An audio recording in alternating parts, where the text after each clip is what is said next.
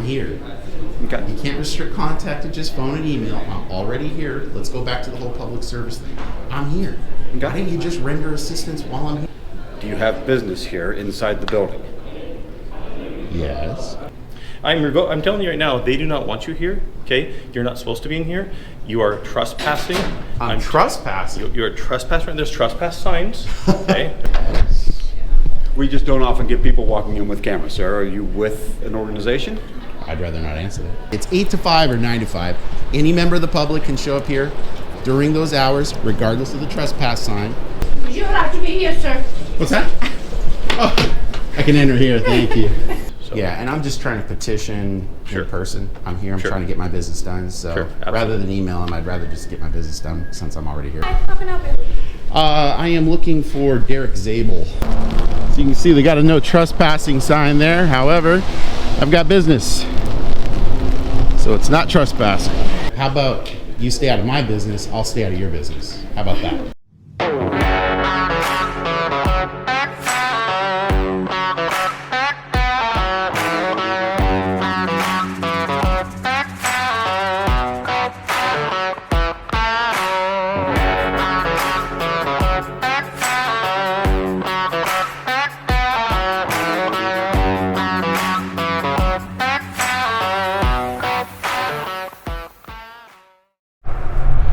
Hey everyone, I am free.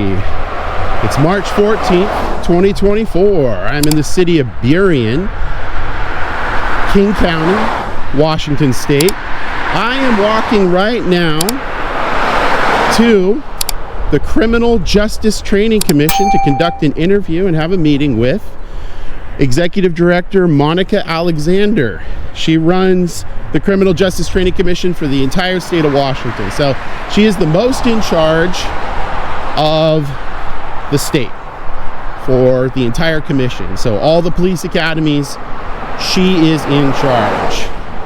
I've got a large amount of questions, well actually a moderate amount of questions to ask her.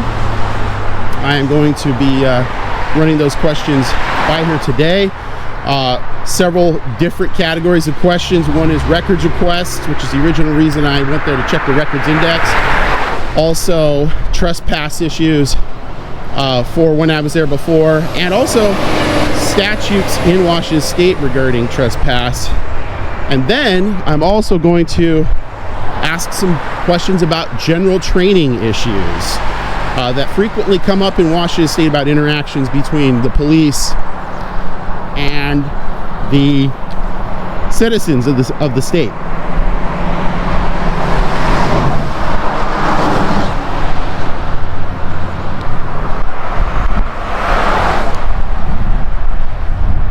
While I've got your attention, if you wouldn't mind liking, sharing, and subscribing, hitting that all notifications bell so you get my stories right when they release.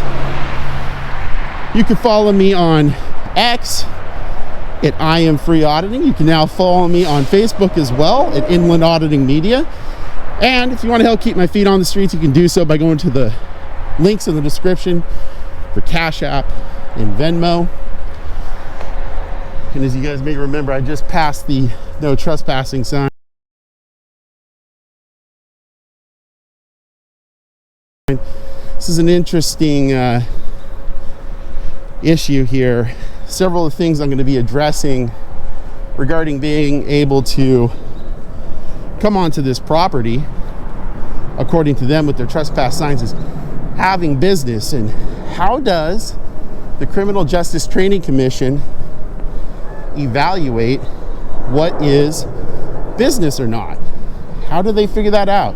What kind of training do they give to trainees who will become police officers, law enforcement officers, to interact with the public and make sense of whether a citizen can, with their liberties, be present at a location? So this is all really important questions, and this is the font of that training. So we're going to see how it goes. I'm hopeful it'll go well. I'm happy that the executive director decided to provide me the time to actually sit down with her. I think a lot of directors of agencies, organizations, commissions don't want to do that. And so this is a good opportunity to figure this out. So we're going to head on in there. I'm going to turn on my body camera here.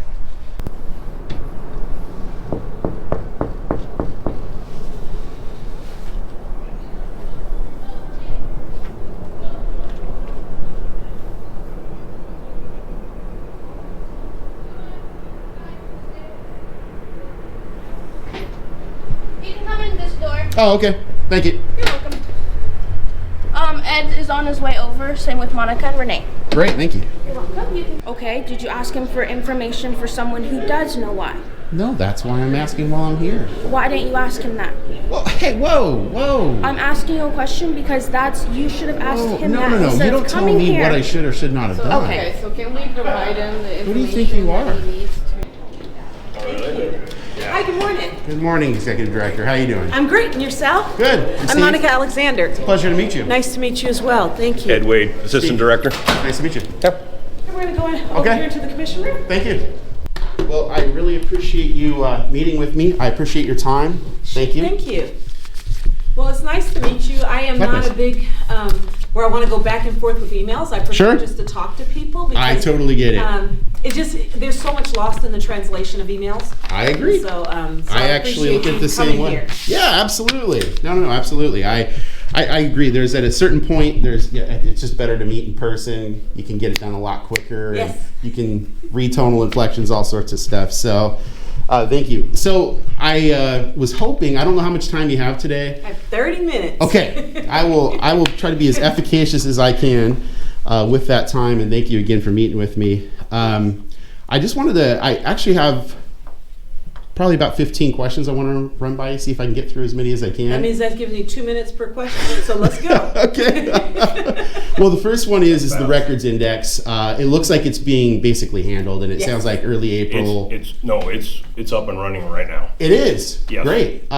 When we're done, would it be okay for me to run by and just go check that out? Absolutely. Awesome. And the computer's set up, and there's actually even a little sign there that says records index over there.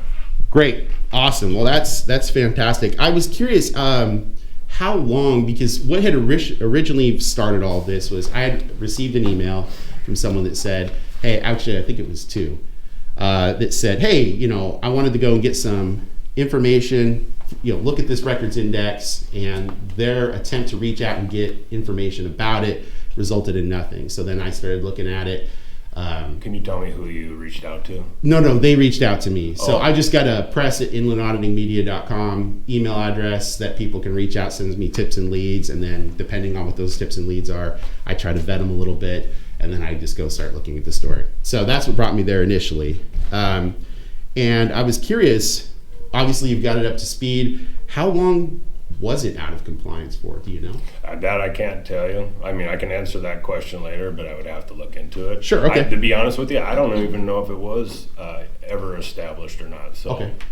I can find that out for you. Yeah, that'd be great.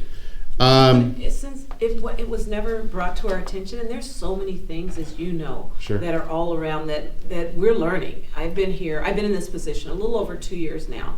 Gotcha. And then the assistant director came on about a year ago, and we're learning a lot about this place. And, Sure, I and bet. I enjoy the process. Yeah. But it feels like we're going through policies, we're redoing and looking at policies, and we're looking at, and as you know, every year we get different laws, so laws change.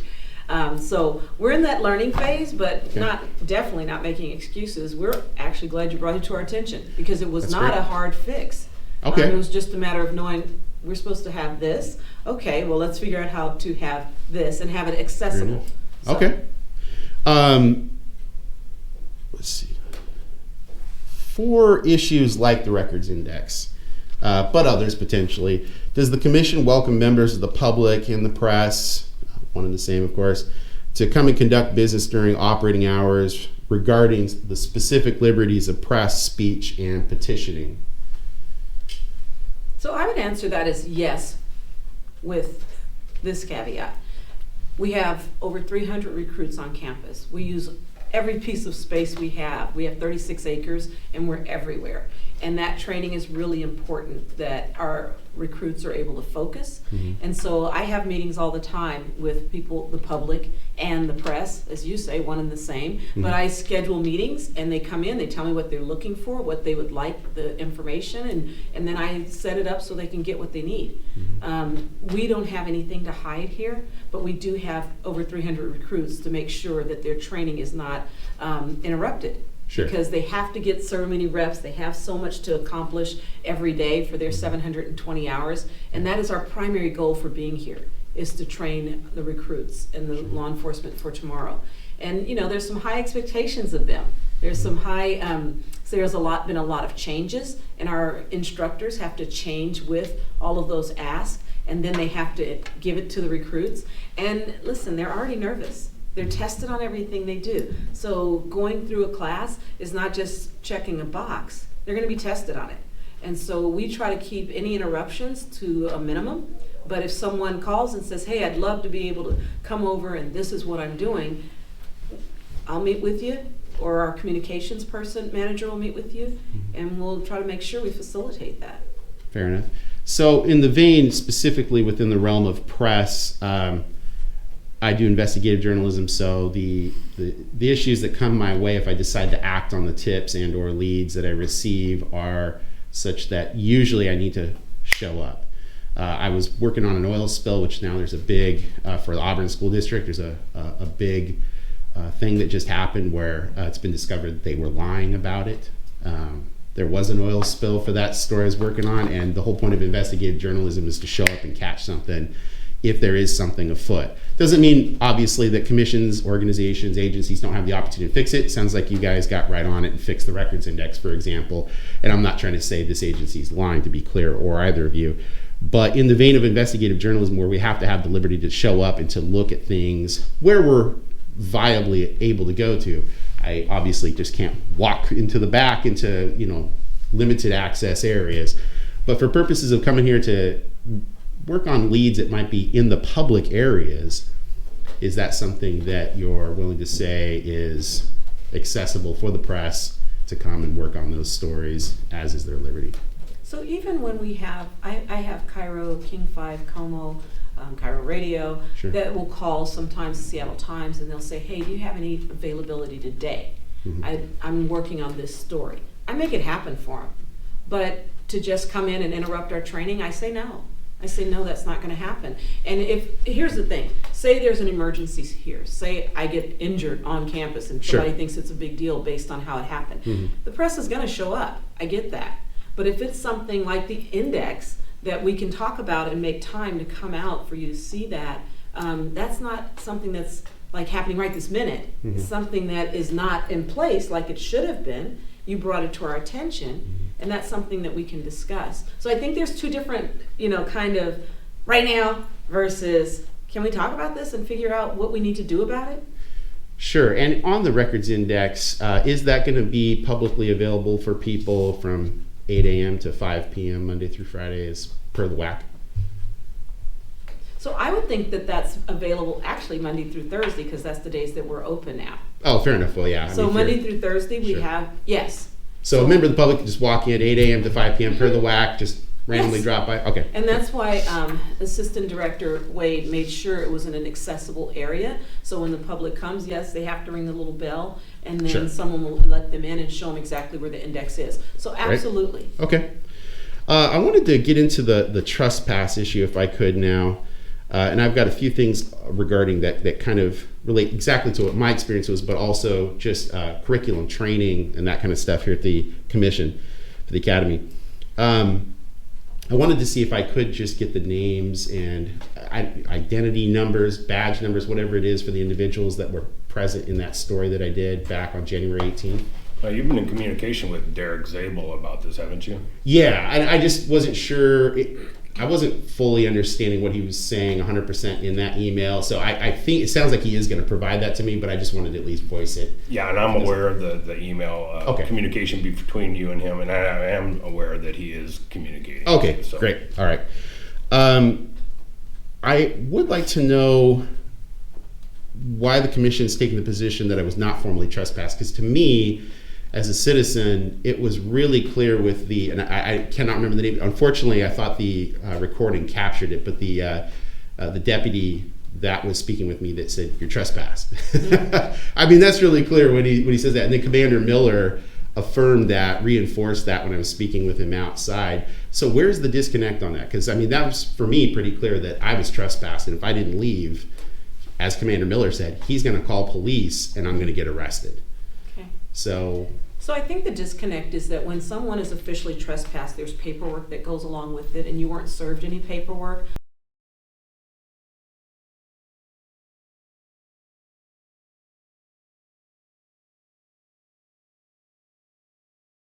I asked after you emailed me, is there any paperwork was he given trespass paperwork? They said no one gave any trespass paperwork. We asked him to leave the campus.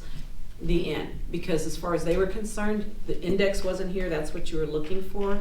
And so your business was, you said your business wasn't concluded. correct. But we weren't going to produce the index that day. So if that's what you were looking for, we didn't have it. And so they were asking at that time for you to leave. They may have used the word trespass. I'm not saying they didn't use that word. Right now, you do have to leave the building, okay? At least leave the building. And yes, right now you do. You Like are. I said, I still have business conduct here, but you're telling me I am not allowed to stay. Right now, I'm telling you. What I'm telling you is here. you cannot be in this building Are right you now. ordering me out? Yes, I am ordering you out. Okay. You need to get off the property now, though, okay? Because you are trespassing And right now. if I don't leave, I'll be placed under arrest. Well, we'll call the King County Sheriff, and they would come. But are you ordering me off the property? Oh, absolutely. Are you a police officer? Yes. You're a commissioned police officer. No. I'm sorry. I am ordering you off the property. You are not allowed on this property. Okay, so you're trespassing. If you do not go, we will call the local authorities, and they will come and they will handle it whether they feel fit. Whether that's give you a permanent no trespass order, or if that's them taking you into custody for trespass, that would be up to the local Okay, authorities. but you are trespassing. But I'm telling you, you are not allowed here. You are trespassing. Yes, that's why I'm telling you. Okay. I'm saying that there's a process to trespass someone, and that didn't happen. They didn't give you paperwork, and there is no paperwork filed. I do agree with you regarding the paperwork. In fact, that's part of one of the things I wanted to ask about regarding training. I have had a litany of issues as I've worked on stories. Usually a lot of places don't like investigative journalists to show up because usually when we do, there's something going on that we're trying to get to the bottom of, and most people don't like get caught doing that. And so all across the state, I've had many issues regarding law enforcement officers in every different situation, state patrol, sheriff's deputies, and city police officers saying to me, they can orally trespass, they could provide a warning, a written trespass warning, but that they do not need and have never heard of sections 105 and 115 of the trespass statute. So from 1952. And the 105 instructs officers exactly what criteria needs to be met and what their obligation is to perform when a trespass occurs. And that's in 105. In 115, it is the actual form and the 10 components that, even if that form is not used specifically, the 10 components that must be used in a form in order for the trespass to take effect. And so I'm guessing that's probably the paperwork you're talking about, Executive Director. Yeah. I cannot overstate how important it is to hear the Executive Director of the Criminal Justice Training Commission say yes right here.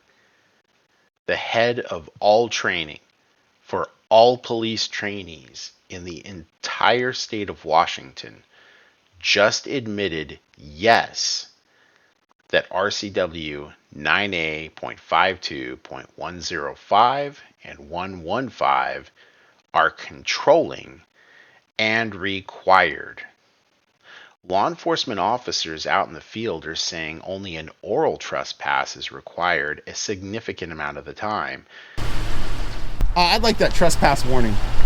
I'm going to be, let's just get that. Are you going to identify yourself? I need ID to write down who you are. No, you don't. 9052, Okay. 70, 80, So- 105, and 115. So does you've not been discuss that. verbally advised that you're not allowed to be Some back trespass. Okay. there. Yeah, on Okay. on the secured property. And that they are not required to do more.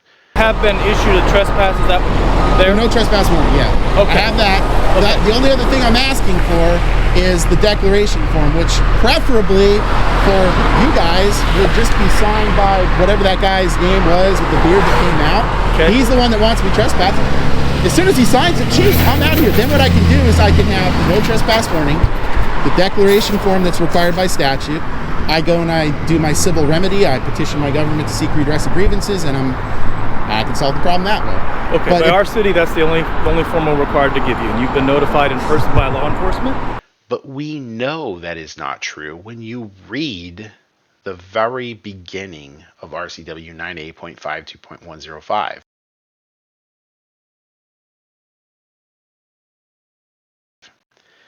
That issue right there is what is leading to the massive amount of unlawful trespasses by citizen journalists and auditors at locations that are working a story. If the law as written in Washington state were followed correctly, this issue would not exist, and the amount of negative encounters between law enforcement officers and citizen journalist auditors would decrease, if not completely go away. To all Washington state residents / citizens in this election year, remember this. This is a huge election year issue to take to your elected officials and have them run on. This is a primary liberty issue. Yes. And in that sense, it seems to be something that most Leos are confounded by. They've never heard of it. And one of the things I have run across, I found it was interesting, is in this pocketbook that a lot of law enforcement officers carry with them, 105 and 115 is not present. Now, obviously that doesn't excuse them from... I never had that book. What's up with Oh, really? Okay. No. Well, I've known a lot of Leos have said, yeah, I've got this book. They'll pull it out. I've even seen them pull it out, kind of go through it. And it's a quick reference manual. Yeah. And it's not an exhaustive list. It does say selected statutes. Sure. But I've heard a lot of Leos say, yeah, if I've got a question out in the field, maybe I can't call to a supervisor, one's not available, I'll reference this pocket guide real quick. Okay. And I found it interesting that it's not in there. But then when I ask further about those sections, they have no idea what I'm talking about. So if I could get from the trespass statute, section 115, the declaration form, if I could get Dr. Smith to complete that so I can do a public records request for that declaration form later.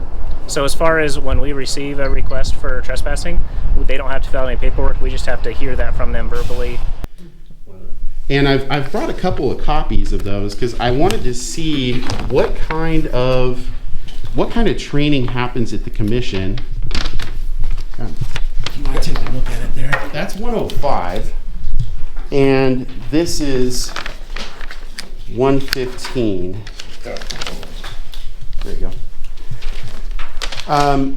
I carry these with me when I'm out in the field working because sometimes, I run across a situation where there's a misunderstanding of what's going on. I need to push within my legal bounds to be able to investigate and report on what's going on. And I will run across police officers that are like, you got to go, and I don't have to give you any notice. I've given you an oral warning. I don't have to do any paperwork. 105 makes it extremely clear. They must do this process. There's a whole set of criteria that exist in there to make that trespass official. And since this is the font of training for the state for all Leos to become officers of one kind or another, what kind of training goes specifically into trespass training or curriculum rather, for these sections 105 and 115? And so I'd have to go and look at our curriculum, which we're actually doing a redesign on our curriculum right now. But I can tell you, we spend 720 hours with recruits on campus as the basic training. Okay. And a lot of the basic training may not cover some of this extensively, but I can look at our curriculum and get back to you on that. That'd be great. But what I can tell you is that, if you've seen the RCW. Yep. It's pretty big. It is. 720 hours, we're not going to cover everything, right? Sure. And a lot of the training, they have post-academy training, and then they also have field training officers that ride with them for several months. So they have a lot of training that happens after this. We give them the foundation, and the training continues on. They also do 24 hours of training annually that is required by the state. And so some of that training gets picked up along the way, and it's not necessarily as extensive as some of the other training that might go on. Sure. So I can't answer that off the top. I Sure. don't know that trespass training is specifically called out in our basic law enforcement academy in our 720 hours, but I'm happy to follow up. Great, and I appreciate that. Thank you. One of the reasons I want to address this, I mean, above and beyond what occurred when I was here, is that I have had two, I'll say, mid-range experience LEOs from Benton County, a veteran from Spokane County, and a transfer from Clark County, from the southern part of the United States. All tell me, but one of the ones out of Benton is fresh out of the academy. I think he said 14 months or something along those lines, if I recall correctly. And he had seen some of my stories where I'd had negative encounters with LEOs, and he said, I have no idea about any of this. I've never heard about 105 and 115. I didn't realize I had to do any of this. The veteran, who's I think at 24 years in Spokane County, informed me he's never heard of these sections, never applied them, nothing. And what I was wanting to know is how does that gap get facilitated when you get an individual that comes here and gets trained, they go to wherever, and then there's going to be a certain amount of training that occurs when they're at their new location for their actual job. Is there any sort of conversation, documentation that follows the trainee that becomes a LEO that says, hey, by the way, we recommend you guys to do X, or you have to do X? Anything like that happen? So I'm going to kind of defer to Assistant Director Wade on that one, because as a state trooper, former state trooper, I never trespassed anybody in my entire 24 years. Fair enough. Right? So Okay. I didn't use that. And what ends up happening a lot of the times is you're really familiar with the laws that you mostly enforce. Mhm. And I never trespassed anyone off of a freeway. Fair enough. So there you go. Be kind of an awkward trespass. I've given them rides off the freeway, but I've never Okay. trespassed them off Fair the enough. freeway. So the agency that I used to work for, we did have a trespass notification form. In fact, that had to be served on somebody. But and you bring up the RCW, the one thing that I would bring up to you is there are some jurisdictions that have their own local ordinances and misdemeanor laws. Like for, let's say, the city of Tacoma has a municipal court. So a lot of this stuff would be under municipal codes and not necessarily whether they would lay out this extensive giving the person the form and stuff like that. I couldn't tell you, but I know in the jurisdiction that I worked for, we did have that. Well, I want to be clear on that one. One of the things that I've had one sergeant, though we had a little bit of a disagreement, she still did the right thing in the end in Lacey, and that sergeant, who's now Lieutenant Barnes, had offered in the end, when I was trying to get this squared away, to have that form complete, because it's actually not supposed to be completed by the LEOs, it's supposed to be completed by the trespasser for the trespasser. And she did offer to go back to the complainant and say, hey, you gotta fill this out for this to be in effect. Would you like me to have them complete that document for you? Yes. Hallelujah, hallelujah, hallelujah, hallelujah, hallelujah. And I'm waiting for that to come back, but that's what she did. So I was wanting to know, especially because there's a civil remedy there where it lists in RCW 4, if that is a problem for us, that we have the ability to take that to court, and that declaration under penalty of perjury is what sort of secures our ability to go back and seek redress of grievances through the courts. And also it indemnifies police officers because they're taking the word of the trespasser saying, look, you signed this document, you checked all 10 boxes, we're taking your word for it, right? And the police walk away clear and free because they're taking the word for this person under penalty of perjury. I wanted to see if I could also get any curriculum that talks about that, like how that relationship is facilitated between the police officer talking with the trespasser and saying, if I am going to trespass this person, you need to fill out this form so that it can be filed, registered, and that this person can seek redress of grievances if needed, the trespasser, that is. And the 105 instructs officers exactly what criteria needs to be met and what their obligation is to perform when a trespass occurs. And that's in 105. In 115, it is the actual form and the 10 components that, even if that form is not used specifically, the 10 components that must be used in a form in order for the trespass to take effect.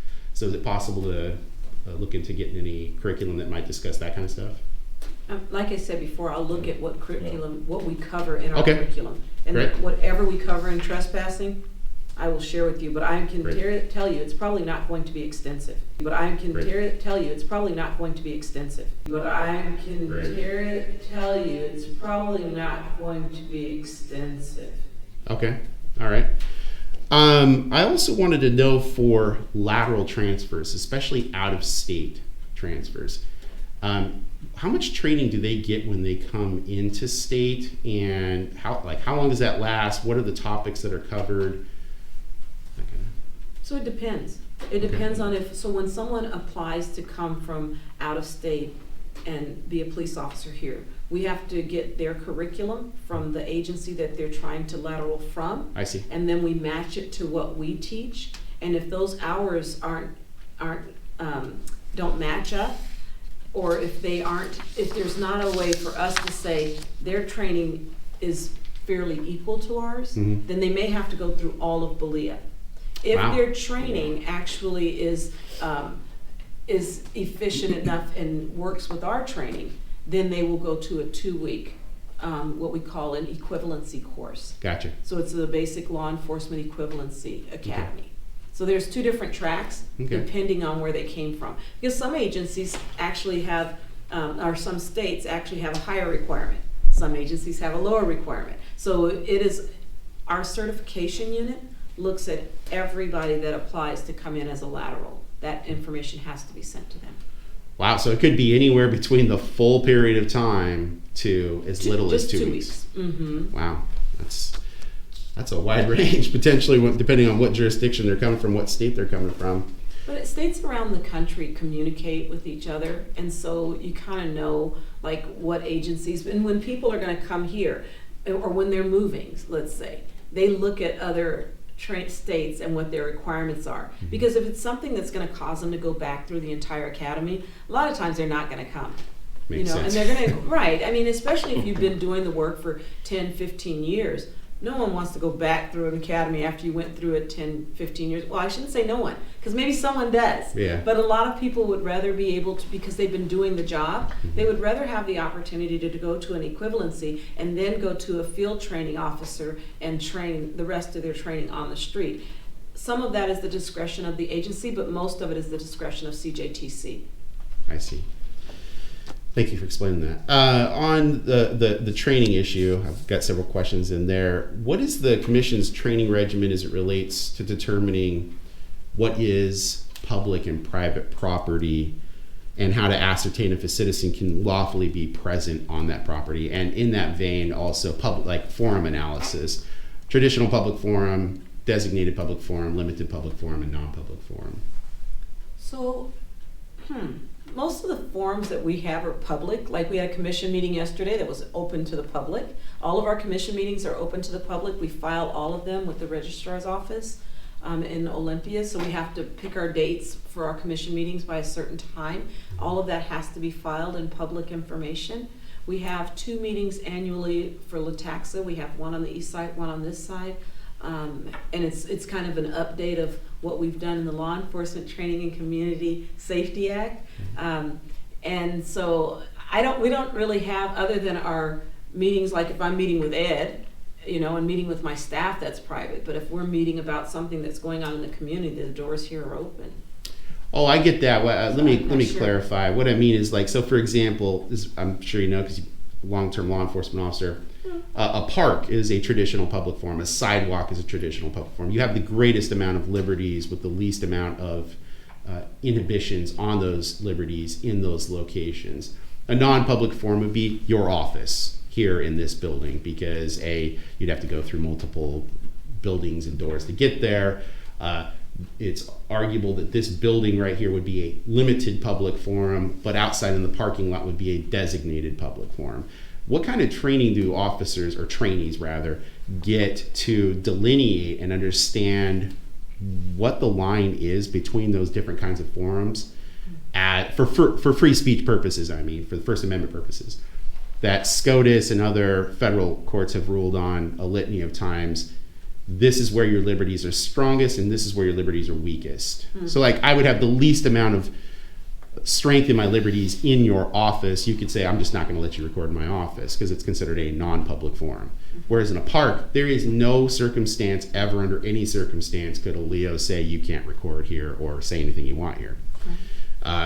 So I'm kind of curious if I could get curriculum that corroborates what trainees get regarding public forum analysis, or forum analysis, I should say.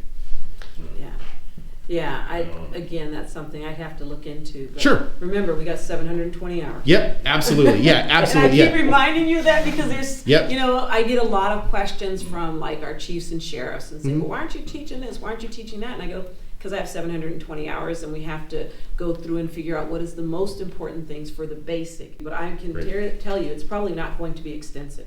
Sure. The training never stops. But for example, and I'm just going to throw this out there for you because I know I hear your questions, but we use the entire campus here. While that is a parking lot, it is also a training facility for us because we do a lot of our outdoor training, whether it's raining, snowing, or whatever, out in this parking lot. Because one of the trainings that we do are traffic stops. So we have to have a place where vehicles can drive, be stopped, do it all safely where there's not traffic around the recruits so they can focus on training. Sure. So we consider that parking lot an extension of our classroom because so much of our work is done as hands-on training.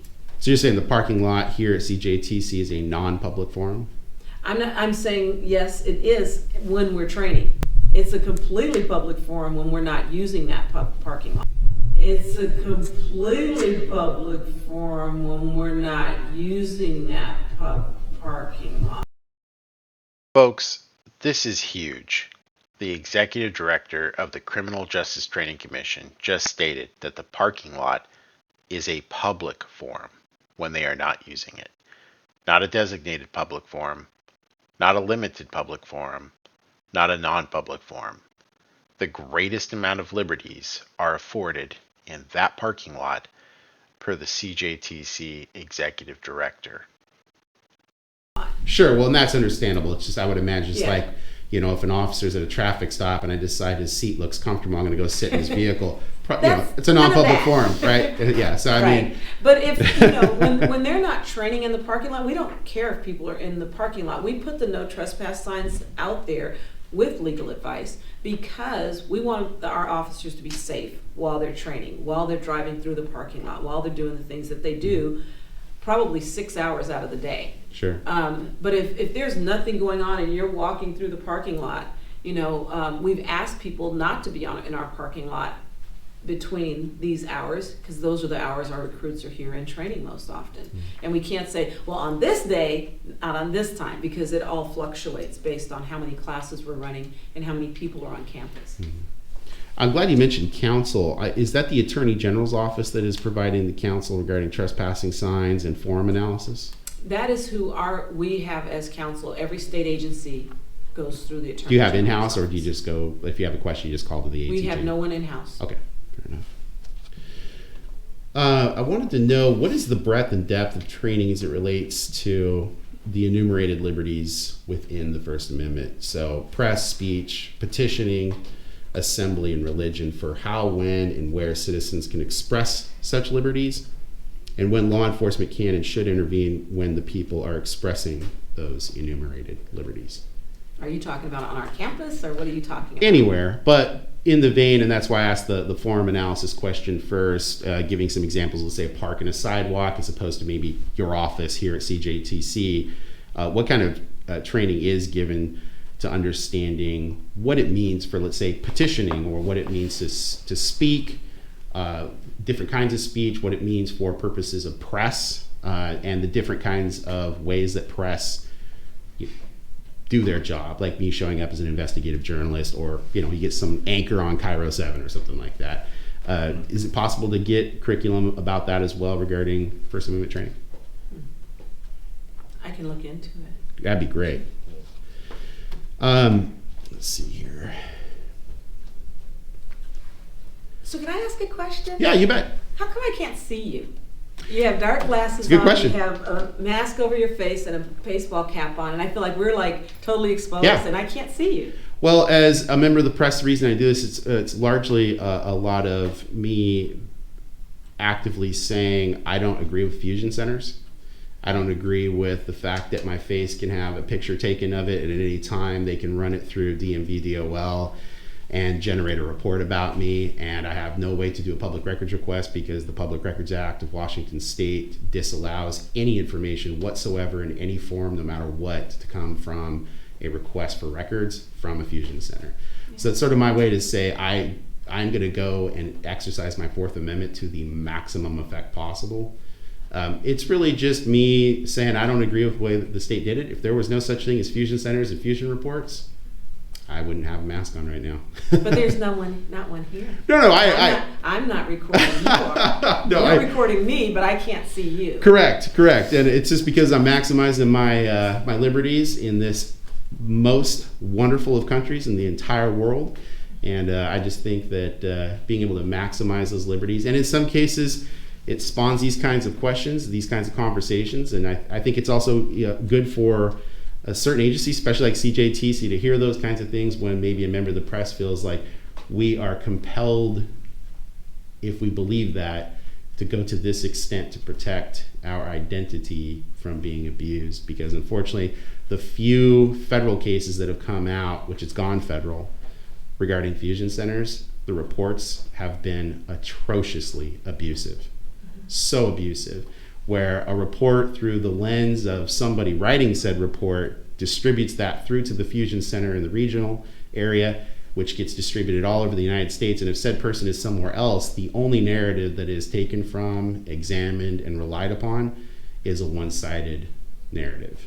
And that's unfortunate because, with all the issues that we see politically within our country these days, you could have all sorts of people getting the wrong impression about somebody in another part of the country, and maybe they do pull up a report based on a license plate or something, go, oh wow, that person's that person, wow, that's not good. They're reading this report from a fusion center.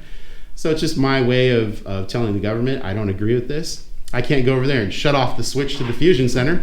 So for me, I just say, hey, this is my way to try to limit it, and that's what I try to do. But hey, thank God in this country we actually have the liberty to do that, right? Because if I was trying to do this in China or North Korea, probably be a spilt can of tomato soup on the side of the road right there right now, right? Because they don't have those liberties. I appreciate the question, though.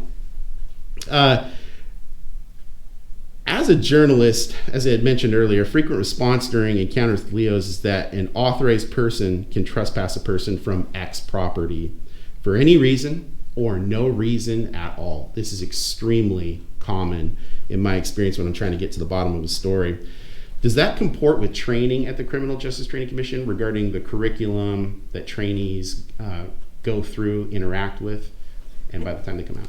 Yeah, I think for the efficiency of time, anything to deal with trespass laws, I'm going to have to look into the curriculum. Okay, you want me to just maybe email them to you then? Well, you can. Okay. Or I think Assistant Director Wade has taken some notes, because I'm just going to look at some, I'm going to ask about the curriculum. Okay. And so anything that has to do with trespass in the curriculum, sure, then I'll look that up, because okay, I think those next questions are going to be sure. kind of and I'm capturing all no that. sweat, and that's fine. What I can do is I'll just send you an email if you'd like for just the trespass specific stuff, and then I can get on to some of the other questions that are not trespass related. How much? Yeah, you want to send those to me? Yeah, absolutely. Yeah, that way I can distribute it to the people. That you bet. Yeah, no problem at all. I was wanting to know, how much training do trainees receive on the Constitution itself, and how the laws written within the Constitution relate to the state, county, and city laws, and especially policies. I've seen on many occasions where different governmental agencies, frequently at the local level, the municipal level, say we have a policy against recording in the city hall lobby, let's say, and law enforcement officers will show up from the city and say, the mayor, the city attorney, whoever doesn't want you recording in here, you gotta go. And what we're really hearing is law enforcement officers are enforcing policy, and I'm curious, what kind of training do they get on understanding, trainees that is, what the order is in terms of what supersedes what. Obviously, we know constitutional law trumps everything else, and then state and then county ordinances and city ordinances, and policies are just not even a thing. But what training do they get regarding that is what I was wanting to know about there. I don't know if you have an answer on that or if that's something you're going to look into. Okay. Well, I don't want to assume. I mean, hey, just so that I have the question correct here. So what you're asking is what type of training are law enforcement officers receiving about enforcing policies of the jurisdictions that they are working in, and versus what the Constitution and constitutional law says? Am I close to that? Very close. What the U.S. Constitution says, and then also what state constitution, county ordinances, and city ordinances basically say. Because obviously, city ordinances can be enforced. I mean, they are city laws, but they are subordinate to the levels above them, state law, U.S. Constitution. I think I got it. Okay. This is a really technical one. So I'm wanting to know how much training and what kind of training do trainees get regarding municipal corporations and how different stratum of law apply to them. Specifically, an example would be a public utilities district being a municipal corporation.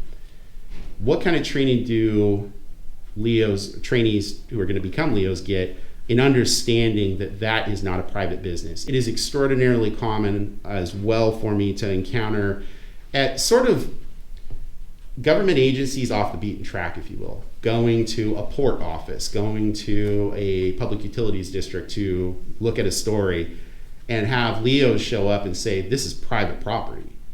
Literally saying it's actual private property, even though sitting inside is the board of commissioners for the port, which are, elected, of course. And you're like, well, how could this be public or private property? So I was wanting to know what kind of training to get on understanding how do they come to ascertain, is this public or private? What is actually happening based on the training that they get to come to that conclusion?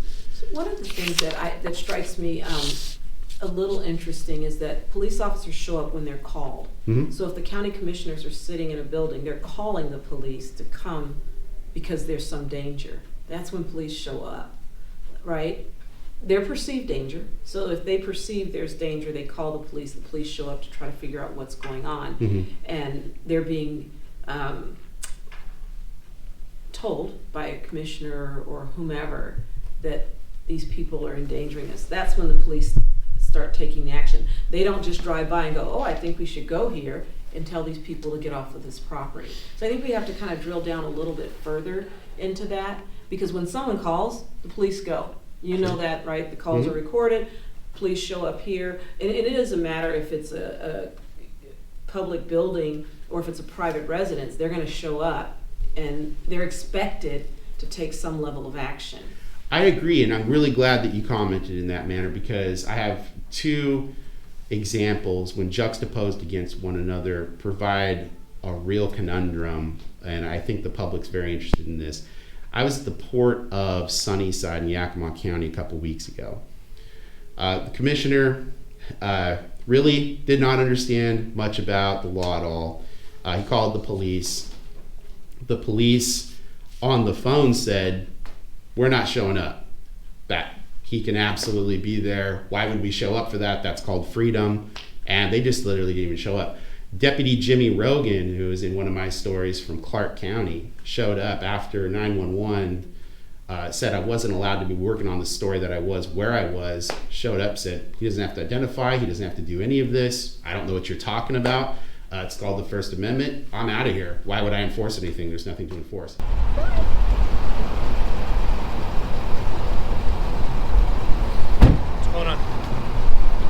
One of my guys pulled in here for lunch and said there was somebody out here that was videoing and taking photos of the crest of the building and whatnot. He can do all that. So there we go. I just wanted to double check. I asked him for some kind of ID in case. He doesn't have to show you ID. Okay. No, it's all good.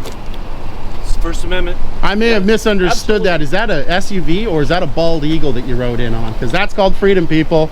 You can record and photograph in public. Amendment, sir. Sure. Woo! Good day. All right. Man, that's a lot of freedom around here. All right, guys, have fun back in the 911 building.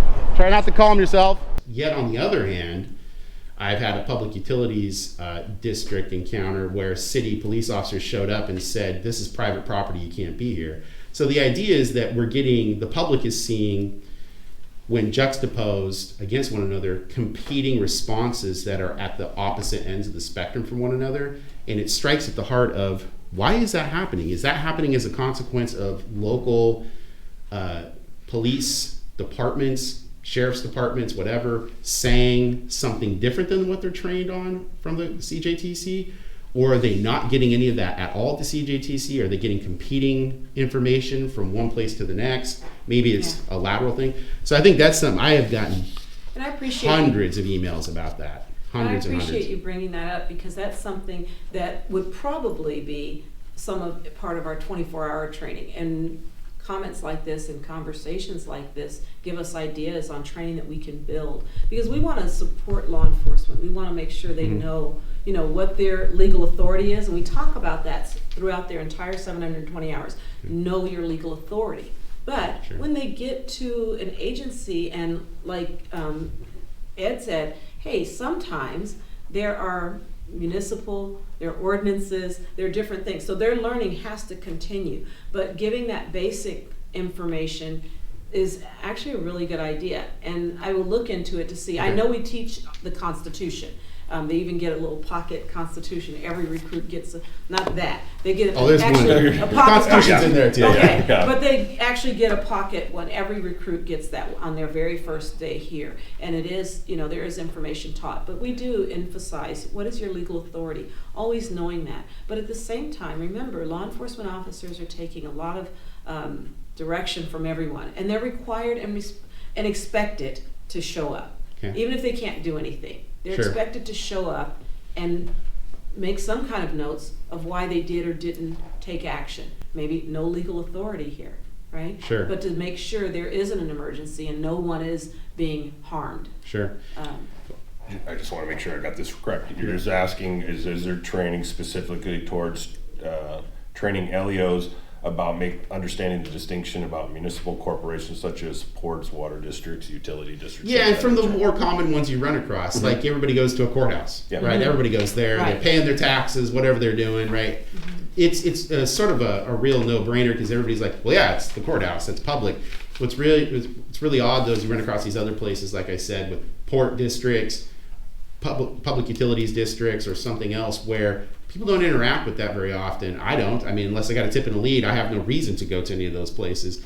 And that's where all of a sudden I'm seeing this disconnect where they're thinking it's private or something like that. So we're at 9:32. Oh, okay. But if you have one more question that I can answer before we absolutely. Thank you. I wanted to know also about our trainees still receiving motivational interviewing, effectively communication techniques for talking with someone who are working through some degree of ambivalence.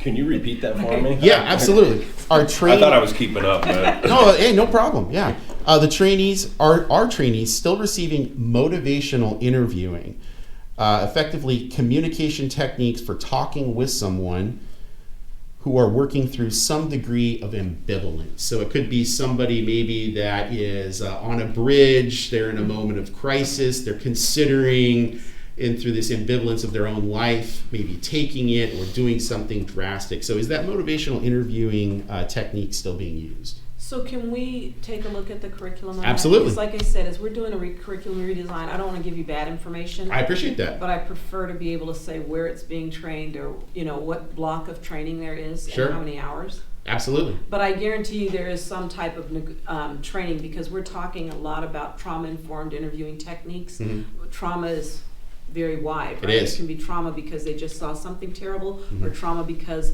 they're involved in something terrible. And so I want to make sure that I get the correct information for you. Absolutely appreciate that. Yeah, I wouldn't want you to do anything otherwise, so I appreciate that. Clarifying question. Yeah. When you're talking about ambivalence, you're also including people who say, hey, I don't want to talk to you. Yeah, Okay. exactly. I mean, whether they're in crisis or not. Yeah, because in a manner or another, effectively, a lot of people will see that as conflict too. Mm-hmm. Well, you know, hey, I'm here for a reason. I don't want to talk to you. Well, I'm here for a reason too. And you know, how does that go? Does it escalate? Does it not? What's the escalation training or de-escalation training regarding that kind of stuff? Got it. So great. I appreciate it. Thank you. I really appreciate the Oh, time. What's that? Oh, thank you. I appreciate that.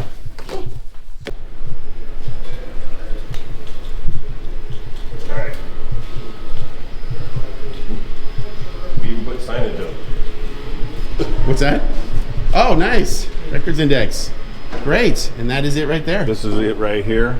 And then we have,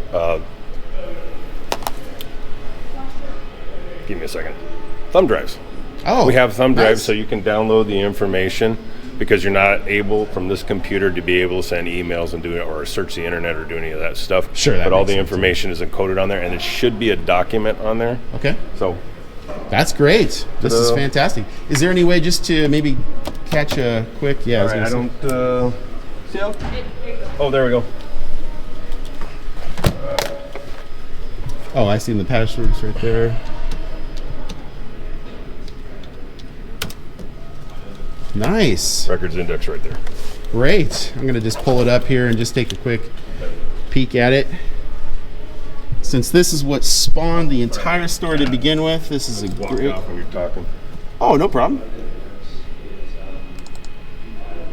I think go back. Oh, nice. Okay. If you go back, there it is right there. But other records too, final orders. Nice. Look at that. That's great.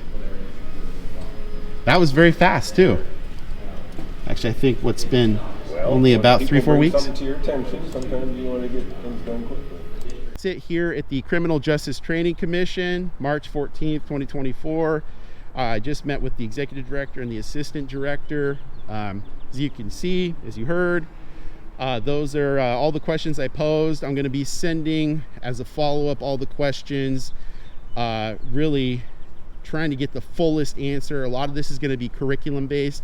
I found it very interesting that I think there was some surprise at some of the questions. There was, I think, clearly some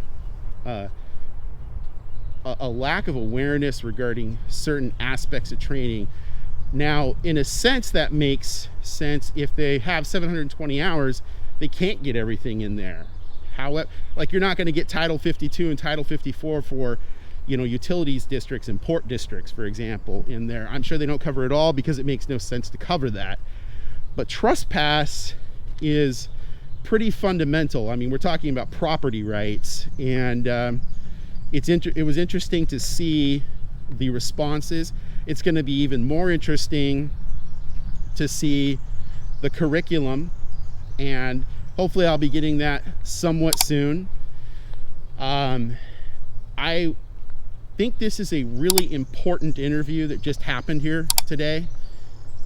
Being able to speak with the executive director and the assistant director for the Criminal Justice Training Commission, the most in charge people for the entire Criminal Justice Training Commission, for the police academies, for the whole state of Washington.